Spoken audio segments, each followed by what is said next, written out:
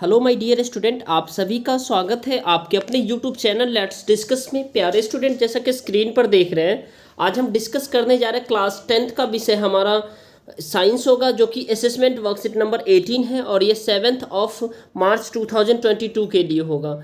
तो प्यारे स्टूडेंट, आज का जो वर्कशीट है काफ़ी इंपॉर्टेंट है और यह वर्कशीट आपका जो रिवीजन होगा और जो कि तत्वों का आवर्त वर्गीकरण, इसका असेसमेंट वर्कशीट है और यहीं से जितने भी प्रश्न हैं यहीं से आपके एग्जाम में पूछे जाएंगे। तो आई होप प्यारे स्टूडेंट इस वर्कशीट को कंप्लीट आप देखोगे, क्योंकि ये वर्कशीट आपके एग्जाम के लिए वेरी वेरी इंपॉर्टेंट है। ठीक है, तो चलिए प्यारे स्टूडेंट, एक एक करके इसमें जितने भी प्रश्न हैं उसको हम सॉल्व करते हैं और आप खुद भी प्रश्न को सॉल्व करने का कोशिश करें। ठीक है, क्योंकि आपकी सिलेबस, आपने अभी तक से अपना सिलेबस कंप्लीट कर पढ़ लिया है और आप इसे सॉल्व कीजिए। ठीक है, प्रैक्टिस करके देखिए, नहीं होता है तो यहाँ से मैच करके आप देखिए। ठीक है, तो टोटल ये 20 मार्क्स का है इस चैप्टर में। ठीक है, 20 मार्क्स में से 5 क्वेश्चन जो है ना एक एक नंबर के हैं। ठीक है, उसके बाद 2 क्वेश्चन 3-3 नंबर के हैं। ठीक है, और 3 क्वेश्चन जो है ना यहाँ पे 2-2 नंबर के हैं। ठीक है, तो टोटल आपके 20 मार्क्स के हैं। तो चलिए स्टार्ट करते हैं। ये देख लीजिए, ये आपका क्वेश्चन है, एक एक करके अच्छे से समझ लीजिए। इस सभी क्वेश्चंस को मैं डिस्कस करने जा रहा हूँ अभी। और प्यारे स्टूडेंट, अगर आप हमारे चैनल पे नए हैं तो हमारे चैनल को जरूर सब्सक्राइब कर लीजिए और बेल आइकन को प्रेस कर लीजिए, क्योंकि जब भी मैं वीडियो डालूँ तब आप तक अपडेट पहुँच जाए। ठीक है, तो चलिए इस सभी का एक एक करके सोल्यूशन देखते हैं।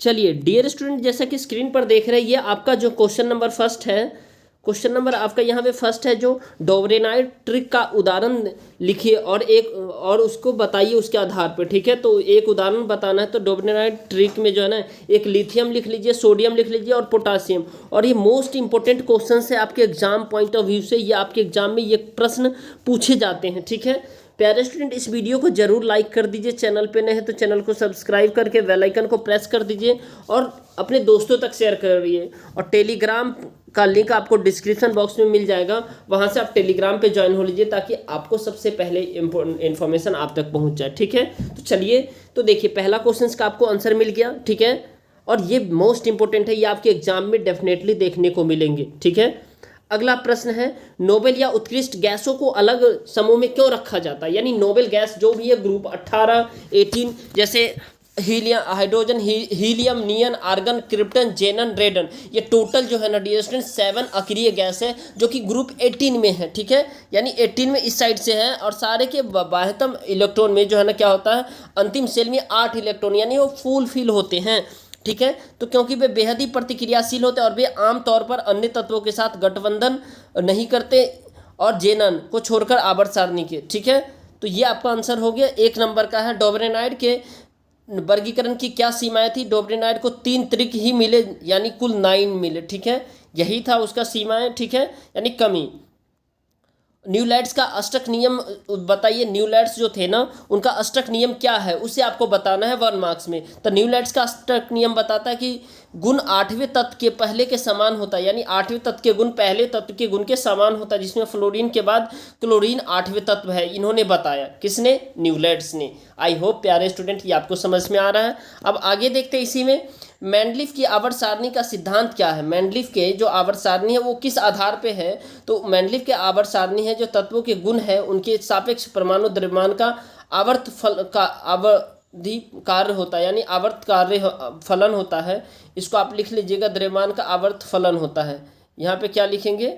आवर्त फलन होता है, आवर्त फलन होता है। ठीक है, यहाँ पे आपको लिखना आवर्त फलन होता है। और मैंडलीफ ने 63 तत्व को व्यवस्थित किया था। तो याद रखना है, मैंडलीफ की आवर्त सारणी का सिद्धांत क्या है? तो उन्होंने बताया कि तत्व के गुण उसके सापेक्ष परमाणु द्रव्यमान का आवर्त फलन होता है। ठीक है, और उन्होंने 63 एलिमेंट यानी तत्व को ही व्यवस्थित कर पाए। ठीक है, अगला प्रश्न है, प्रश्न संख्या सेकेंड है, जो कि आपका जो है ना बहुत इंपॉर्टेंट है। तो चलिए पहला प्रश्न है इसमें डियर स्टूडेंट, सेकेंड का ए, आधुनिक आवर्त नियम लिखिए और आधुनिक आवर्त सारणी में आवर्त और समूह की संख्या लिखिए। तो आधुनिक आवर्त नियम कहता है कि भौतिक और रासायनिक तत्वों के गुण आवर्त फलन होते हैं। ठीक है, उनके परमाणु क्रमांक, इसमें 18 समूह और 7 आवर्त मौजूद होते हैं, जो कि आधुनिक आवर्त सारणी में है। ठीक है, तो ये आपका है, इस 2 का ए का आंसर है। राइट, अब आगे है डियर स्टूडेंट, इसे आप अच्छे से समझते रहिए। ठीक है।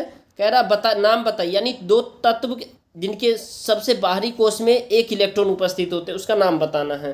ठीक है, तो 8 इलेक्ट्रॉन, आप एक इलेक्ट्रॉन की, तो ये सारे लिथियम हो गए, सोडियम हो गए, पोटासियम हो गए, इसमें एक इलेक्ट्रॉन बाहरी कोष में होते हैं। ठीक है, अगला प्रश्न है प्यारे स्टूडेंट, दो तत्व जिनके सबसे बाहरी कोष में 2 इलेक्ट्रॉन उपस्थित होते हैं, उसके बारे में बताना है। दो तत्व जिसके बाहरी कोष में 2 इलेक्ट्रॉन होते हैं। डियर स्टूडेंट, इस वीडियो को जरूर लाइक करिए, चैनल पे नए हैं तो चैनल को सब्सक्राइब कर दीजिए।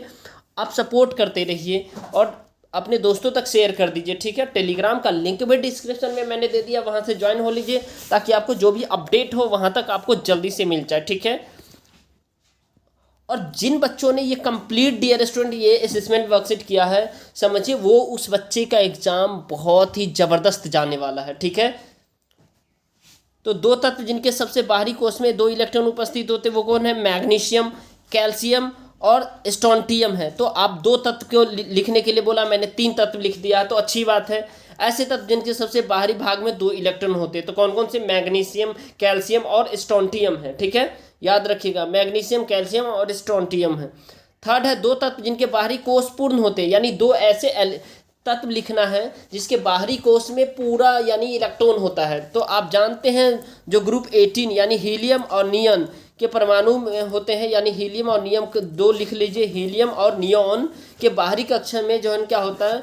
पूर्ण होता है। ठीक है, क्योंकि वैलेंस सेल की पूरी तरह से इलेक्ट्रॉनों से भरा होता है और संयोजकता इलेक्ट्रॉनों की संख्या 8 है, अतः वे ऐसे नहीं करते हैं जो कि कोई प्रतिक्रियाशील दिखाता है। ठीक है, तो आपको हीलियम और नियन लिख देंगे तो इसका आंसर कंप्लीट हो गया। राइट,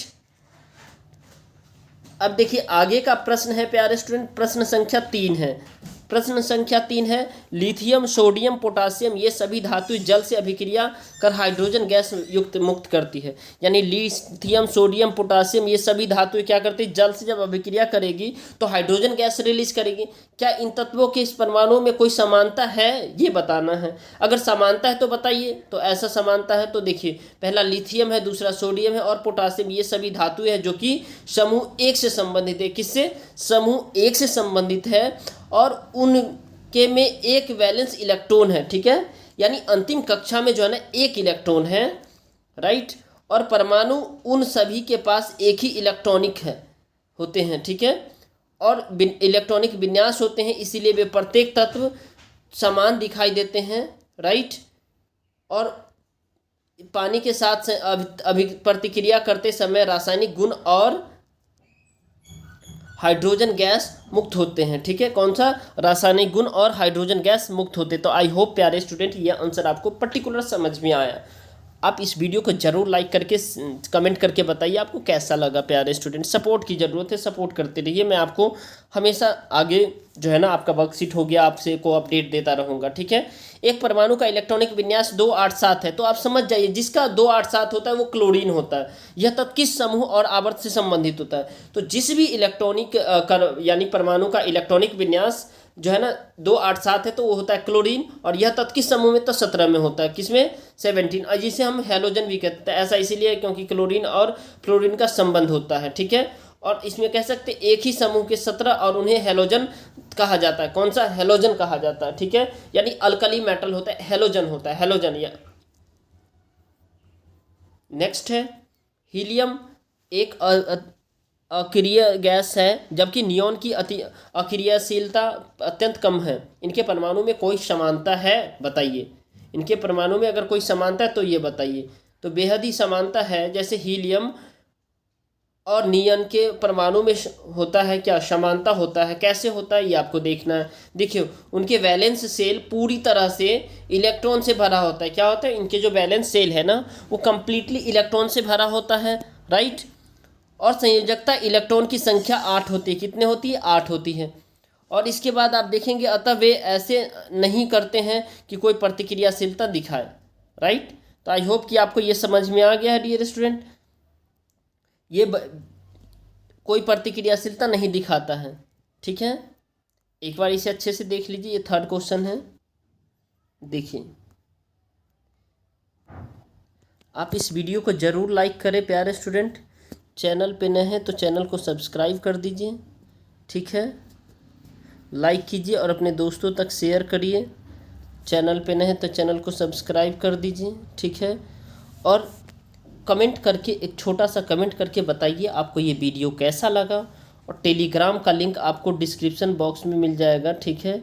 और वहाँ से आप टेलीग्राम पे ज्वाइन हो लीजिए, ताकि जल्दी से आपको जो भी इन्फॉर्मेशन मैं देना चाहूँ, जैसे सीबीएसई का अपडेट हो गया, बोर्ड के डेट शीट के रिगार्डिंग सारे अपडेट आपको वहाँ पे पहले मिलता है पीडीएफ के फॉर्म में, ठीक है। इस आंसर शीट का पीडीएफ भी आपको वहाँ मिल जाएगा।